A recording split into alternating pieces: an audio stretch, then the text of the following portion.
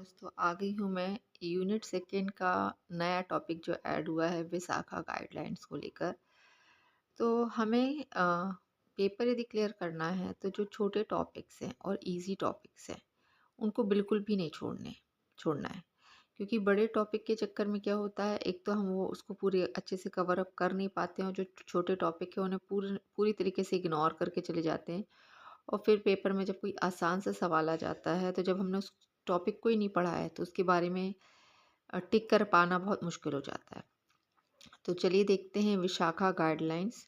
इसके पहले कि मैं अपना वीडियो स्टार्ट करूं, आप सभी से मेरा निवेदन है कि चैनल को लाइक और सब्सक्राइब ज़रूर करें। आपके सब्सक्रिप्शन से मुझे मोटिवेशन मिलता है और अच्छी वीडियोस बनाने के लिए। तो विशाखा गाइडलाइंस जो है, any idea about Vishakha guidelines? सुना है कभी विशाखा गाइडलाइंस के बारे में? तो बिल्कुल भी नहीं सुना होगा। तो विशाखा गाइडलाइंस जो है हमारी यूनिट सेकंड में दिया हुआ है। तो चलिए शुरुआत करते हैं हम अपनी विशाखा गाइडलाइंस से। ठीक है, इंग्लिश में ही पढ़ाऊँगी मैं, हिंदी में बताते जाऊँगी तो जो हिंदी माध्यम के बच्चे हैं उसको कवर अप कर लेंगे। तो जो कोर्ट है, ठीक है, court bought out the Vishakha guidelines for the protection of women at their workplace and providing of safer working environment to the women।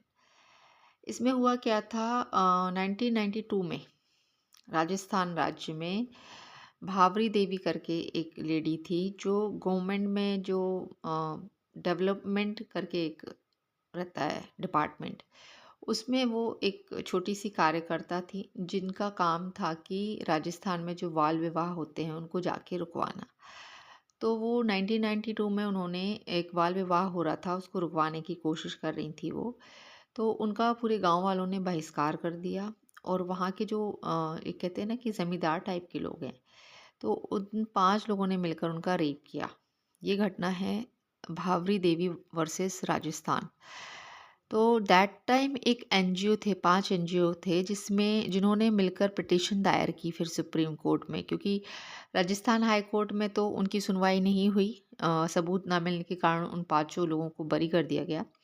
But जब 5 एनजीओज जिनमें से एक का नाम था विशाखा, उन्होंने मिलकर पिटीशन दायर की कि ये इंडियन कॉन्स्टिट्यूशन के आर्टिकल 14, 19, 21 और 19(1)(g) का उल्लंघन करते हैं।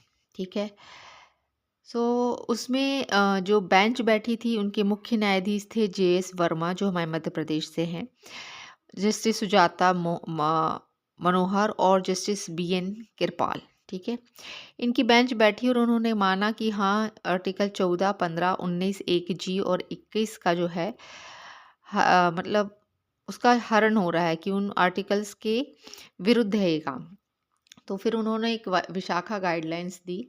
तो फीचर्स हम देख लेते हैं। उसमें ये बताया गया है कि जो भी महिलाएं, चाहे वो सरकारी कार्य क्षेत्र में कार्यरत हैं या प्राइवेट में कार्यरत हैं, इन फीचर्स के तहत, इन 4-5 फीचर्स के तहत उस व्यक्ति के अगेंस्ट दायर कर सकती हैं कि यदि कोई फिजिकली कांटेक्ट करने की या उनका शारीरिक शोषण करने की कोशिश करता है और अ डिमांड और request for sexual favours, that means कि उनको बोलता है कि चलो डिमांड करता है वो कि चलो सेक्सुअली हम इन्वॉल्व हो, या sexually coloured remarks, that means कि उनको गंदे गंदे भद्दे भद्दे कमेंट्स करना या कुछ ऐसे इशारे करना जो गलत होते हैं। शोइंग प्रोनोग्राफी, दैट मीन्स कि ऐसी पिक्चर्स दिखाना या ऐसे मजाकिया मैसेजेस करना।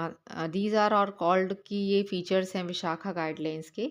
Last one is any other unwelcome conduct whether it is physical, verbal और नॉन वर्बल। दैट मीन्स कि फिजिकली आप किसी को या वर्बली या नॉन वर्बली आप ऐसे कुछ इशारे कर रहे हैं जो उस महिला को पसंद नहीं आ रहे हैं, या उसे ये एक प्रकार से हरासमेंट लग रहा है, सेक्सुअली उससे लग रहा है कि मैं हरास हो रही हूँ, तो वो इन 5 फीचर्स के तहत अपनी ऑफिस में, हर प्राइवेट और सरकारी ऑफिसेस में एक कमेटी रहेगी जिसमें उसकी अध्यक्ष महिला रहेगी और एक एनजीओ की भी महिला रहेगी, और उस कमेटी में 50 से ज़्यादा प्रतिशत जो सदस्य होंगे वो सिर्फ महिलाएं होंगी जो इन 5 फीचर्स यदि पाए जाते हैं, यदि कोई महिला इन 5 में से कोई एक का भी कहती है कि नहीं ये वाला है जिसके तहत मुझे ऐसा लग रहा है, तो these are the Vishaka guidelines कि यदि किसी प्राइवेट सेक्टर में या सरकारी सेक्टर में ऐसी इन 5 में से कोई भी चीज़ जो है किसी महिला को लग रहा है कि मेरे साथ हो रही है, तो वो उस कमेटी में जाके की शिकायत कर सकती है। और हर प्राइवेट और सरकारी सेक्टर में इस कमेटी का होना मैंडेटरी है। तो विशाखा गाइडलाइंस कब आई थी? तो 1997 में ये आई थी विशाखा गाइडलाइंस, ठीक है। और इसमें उसके बाद जो है इसको रिप्लेस किसने किया है? तो इसको रिप्लेस किया है sexual harassment of women at workplace prevention prohibition and redressal act 2013 ने इसको रिप्लेस कर दिया है। इसमें आपको की फैक्ट याद रखने हैं कि भवरी देवी वर्सेस राजस्थान था। 5 एनजीओ ने मिलकर पिटीशन दायर की थी। कौन सा इंडियन कॉन्स्टिट्यूशन जो आर्टिकल्स थे वो थे 14, 19, 21 और 19 एक जी, जिनका हनन हो रहा था। मुख्य न्यायाधीश हमारे मध्य प्रदेश के JS वर्मा जी थे और 2 अन्य थे सुजाता मनोहर एंड BN कृपाल। आईपीसी की सेक्शन 354 ए के तहत मुकदमा किया गया था, जिसमें ये बोला गया कि यदि वह कोई काम जैसे ये जो कृत्य है यदि पहली बार किया जाता है तो उसमें 1 से 3 साल की सज़ा होती है और वही काम दोबारा से रिपीट किया जाता है तो उसके लिए 3 से 7 साल तक की सज़ा होती है।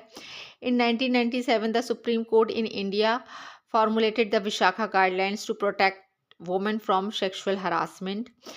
ये क्वेश्चन यदि आता है उसमें ये 4 ऑप्शन दिए रहेगा, in vehicles, at workplace, in marital relationship और ऑन द स्ट्रीट।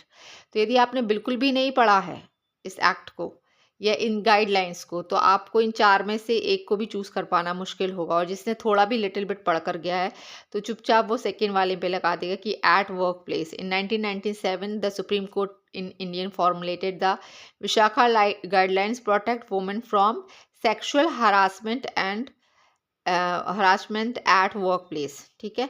तो वर्क प्लेस पे यदि कोई भी ऐसी ये 5 फीचर्स पाए जाते हैं तो वो उस कमेटी में जाके कंप्लेंट कर सकती है। तो this is about Vishakha guidelines. छोटे छोटे चैप्टर्स या छोटे छोटे टॉपिक को अच्छी तरीके से कर लें।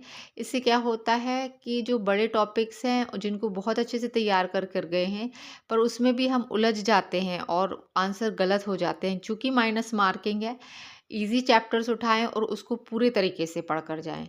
तो it's all about Vishakha guidelines. जिसने भी ये वीडियो देखा है तो प्लीज़ अपने दोस्तों को शेयर करें, मुझे मोटिवेट करें और मेरी हेल्प करें। मेरे सब्सक्राइबर्स मुझे 1K करना है, 1000 से भी ऊपर मुझे सब्सक्राइबर्स चाहिए हैं।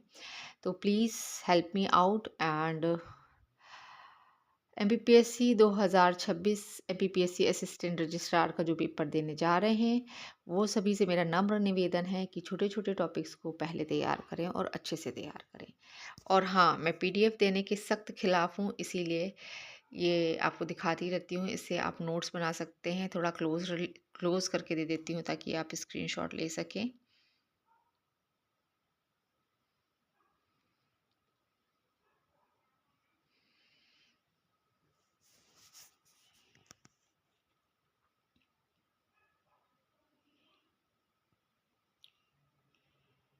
Thank you for watching my videos. So keep learning with us, enhance your preparation with us. Thank you.